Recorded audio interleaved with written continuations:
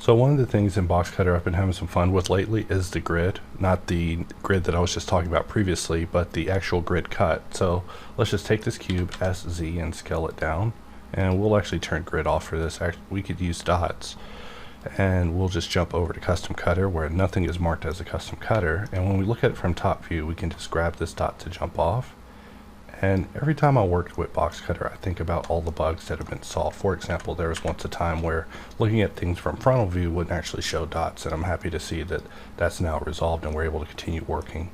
My fade time's a little too high. Set at 9,000, it's going to be fading out way longer than I wish it was. So we'll just set it to something like 1,000.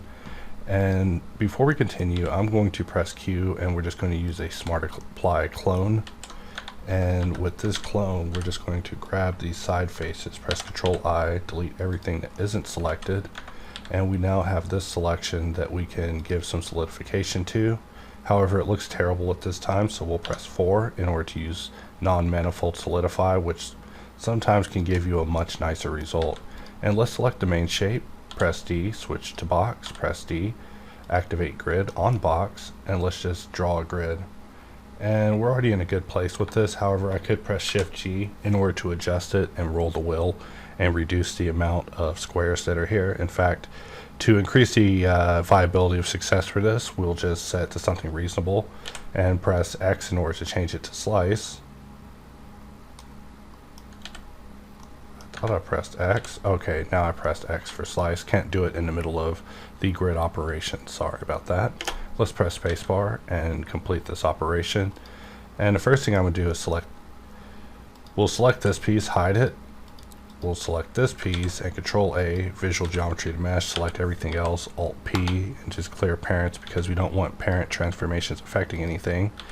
And with this piece, we're just going to search for rigid body and choose add passive. And we'll select these pieces and we'll choose rigid body again.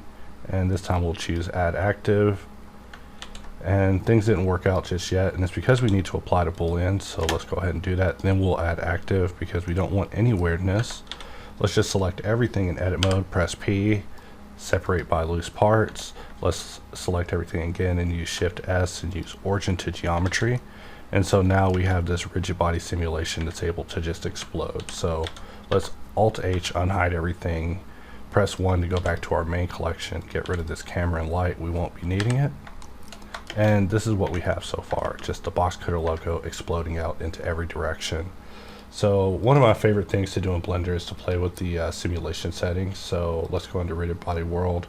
And first thing we'll do is turn on split impulse and set our speed to something like 0.2. And let's just play it back, and we see that now it's playing back a lot slower. Another thing is we probably want to turn off gravity and just see how it looks. And this is kind of the experience that we're getting out of it so far. Some of it's exploding upwards, some of it's exploding downwards. It's going to come down to this thing and how we make it behave that's going to determine how these pieces explode out. So changing it to mesh can give us something like that. Let's change it to box just for kicks, and we see that that just pushes it out. So the way that we actually want this to work is, let's hide this piece and hide everything else except for this, and I'm just going to snap my cursor to this area, and we'll just select everything, press period, set our pivot point to be 3D cursor, and we're just going to scale this up, Control A, scale, and now we actually have them all exploding outward. So really just kind of a quick little hack, but now we actually have the Boxcutter logo just exploding with these pieces being sent out into space. In fact, let's go into perspective and just take a look at what we have here. So just voila, just Boxcutter pieces just coming out, and this is just a kind of a fun way. I've just been getting started with Boxcutter. Before I continue, let me make sure I have Commotion installed. Alright, I have Commotion installed. Over here in my end panel, I have Commotion, which is one of my favorite tools, and we'll be needing it in a moment. But before that, let's see if we want to mess with anything. I like to use a force field of turbulence, and we'll just raise that up on the Z, set the strength to something like 5,000, and see what we're getting. And let's raise the noise amount as well, and it's almost there. Let's put one more 0 on this, Alright, let's divide it by 2. Alright, that actually looks a lot better. I like it to dissolve a little bit once it comes out. And let's divide it by 2 again. Still a little strong. Still a little strong.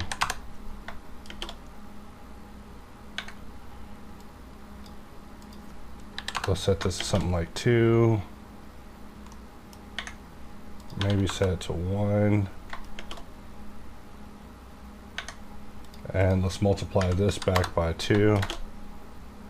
Multiplying by 2 is something I read in an old Blender book a long time ago that just says that, you know, by using the system of multiplying and dividing parameters, you can quickly jump back and forth between various states when working an operation. I don't know, it just stuck with me. So I'm always just dividing and multiplying things by 2.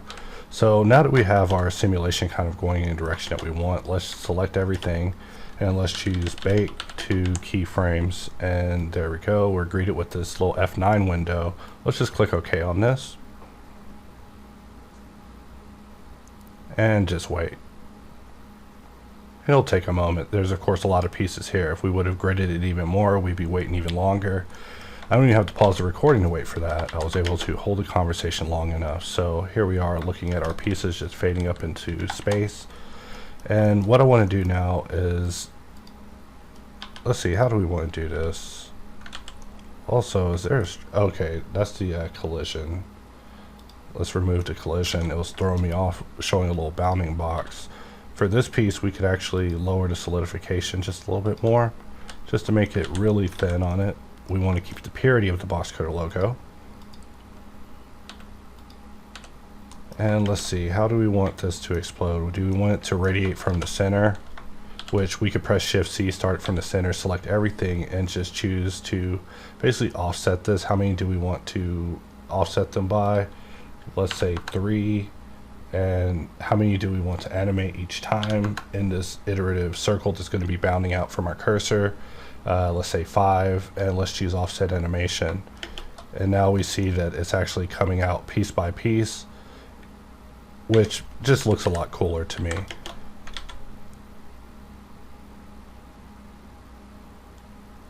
And in fact, I wonder what it would look like in reverse. So usually with these things, I always take it, record it forward, and then over the timeline press SX -1. Probably don't have to press X in the timeline, but old habits. And we bring it back down, and we're basically reforming the Boxcutter logo. However, how do we want this to take place as far as time goes? So let's bring this back. It starts here, begins building our logo. Let's bring it back a little bit more. Voila. Let's press Alt-H and play it from the beginning.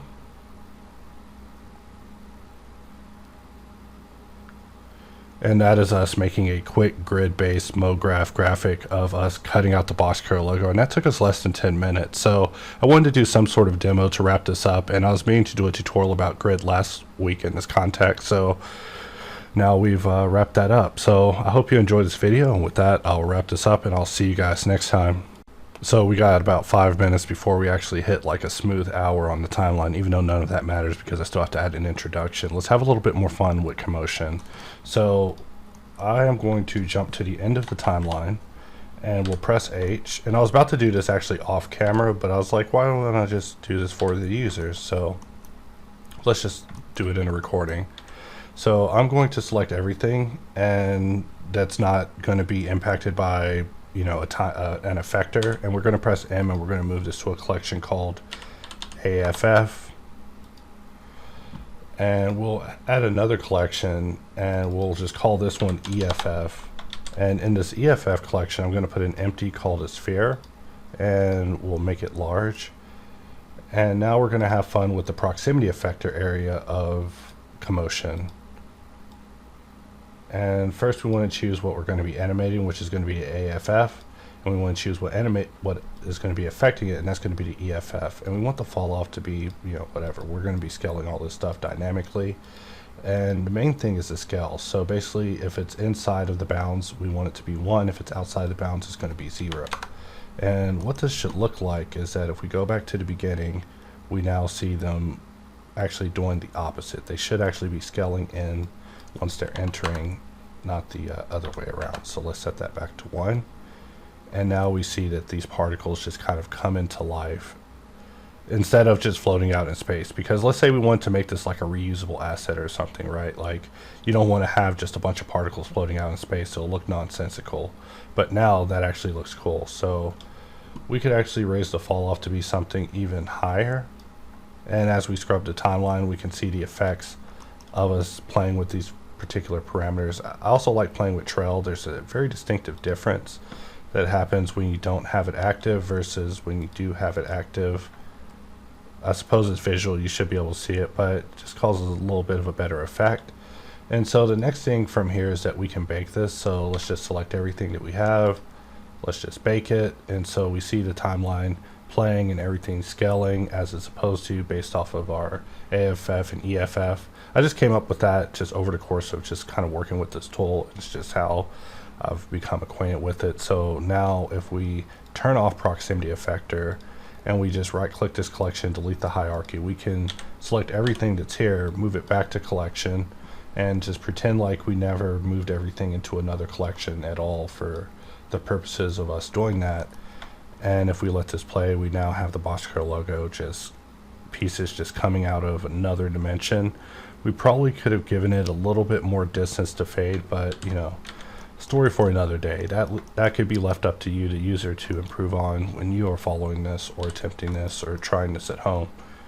So now we see the logo just voila, just coming together, and it's perfectly set up. So at this point we could actually select everything and then select this outside, press Ctrl P, connect it to object, and so now all the pieces are now associated with this one singular object. So I'm going to save this as grid cut underscore logo, and we'll save that, sponsored by PowerSave.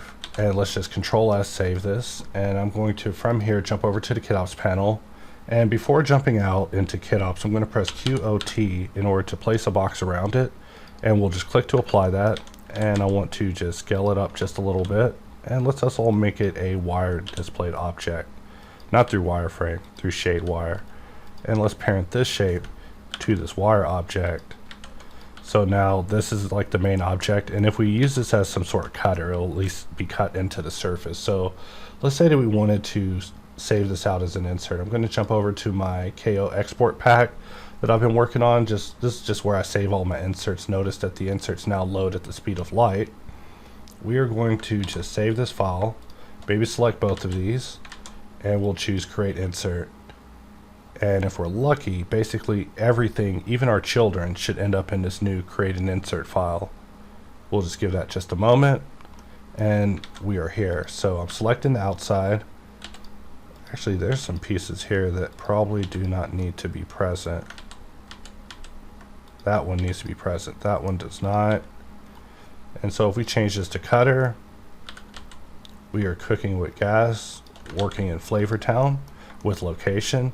And basically if we go and play our timeline, we can get something like this, which would make for a really trippy thumbnail, right? So let's just save this as BC logo kitops, and we'll just save it as it is. Save insert.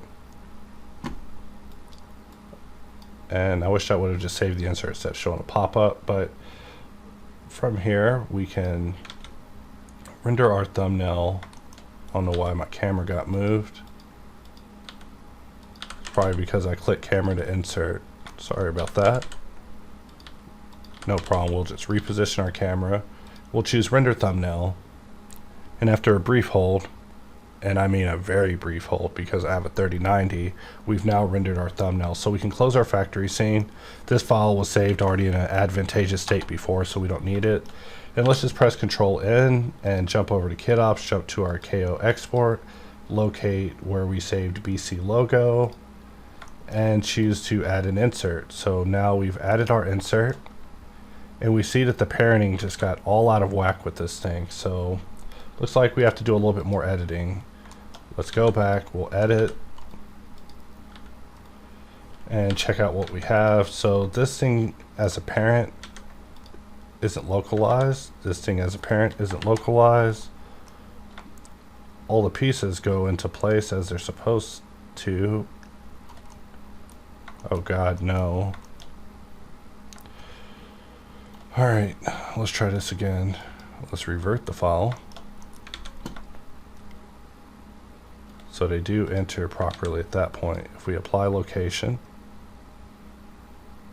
we see that they jump a bit. So let's try this a different way. So we're at the end of the timeline. This is the first time I've tried to make one of these inserts, so we get to go through the troubleshooting together. Let's select everything, Alt-P, clear parent, keep transformation, well, Alt-P.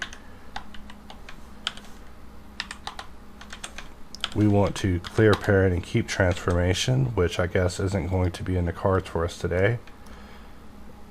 So we'll select these two elements,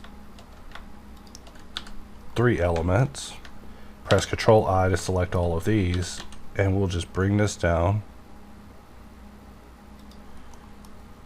But before we do that, let's actually select all 3 of these elements and do a Control A, location, rotation, and scale, just because we don't want any sort of wackiness.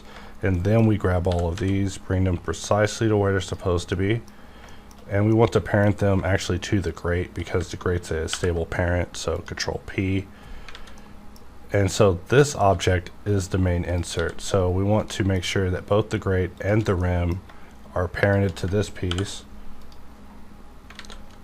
Anytime an issue occurs, I just kind of jump into troubleshooting mode, because I'm not only curious in the solution, but curious in the problem. And here we see Blender just took out my entire session in vengeance because they knew I was getting close to the answers. So we're just going to pop that baby back up and solve it.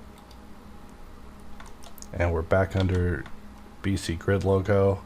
We have it built the way it's supposed to. Let's select everything, Alt-P, clear and keep transformation. Select these 3, apply all transforms, rotation and scale, just being superstitious. And with wire see-through mode, we're just going to grab everything and bring it down precisely here. Select the grate, Control P, keep transform, select both of these, parent them to the bounding box, which will be the main shape. And if we open our kitops panel, we can choose to make this the main object. And let's just press Control, or let's just choose Save Insert from this panel, and then make a new file. And let's see if kitops is going to make a fool out of us again. So let's jump over to KO Export, BC logo, and we plan our insert. And if we let that play back, what do we get? We get all of our pieces jumping into place. In fact, let's turn off relationship lines for it, and we see that the positions are still just a little off. Why is it messing with me?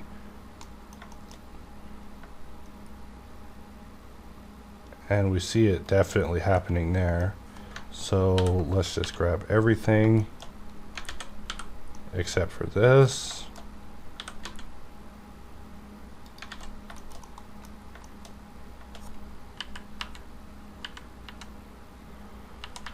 Almost feel like I need to just modify this last frame that everything's taking place on, but instead of doing it, I'm going to just press QOT and then change it to an empty. And for the parenting, which is located under P, we could turn parenting on, but we could also make it inverse, where everything is parented to this particular empty. And this means that whenever we let go, we're now controlling everything like so. So I'm just going to bring it down manually. I don't know why this is so determined to give me the business. Not trying to turn this Boxcutter video into a kitops video, but did want to create a cool insert out of it at the very end of the video. So now we see that we are getting a satisfactory result. Let's press Control S, make a new file, and then we'll press N, open kitops, jump over to KO Export, and we'll choose our BC logo insert. And let's turn off relationship lines for it. And we just let it play back. And that is the result that we were going for. So it looks like we have to use a bit of an offset parenting method in order to get it to work exactly as intended. But just wanted to end this tutorial on a good note.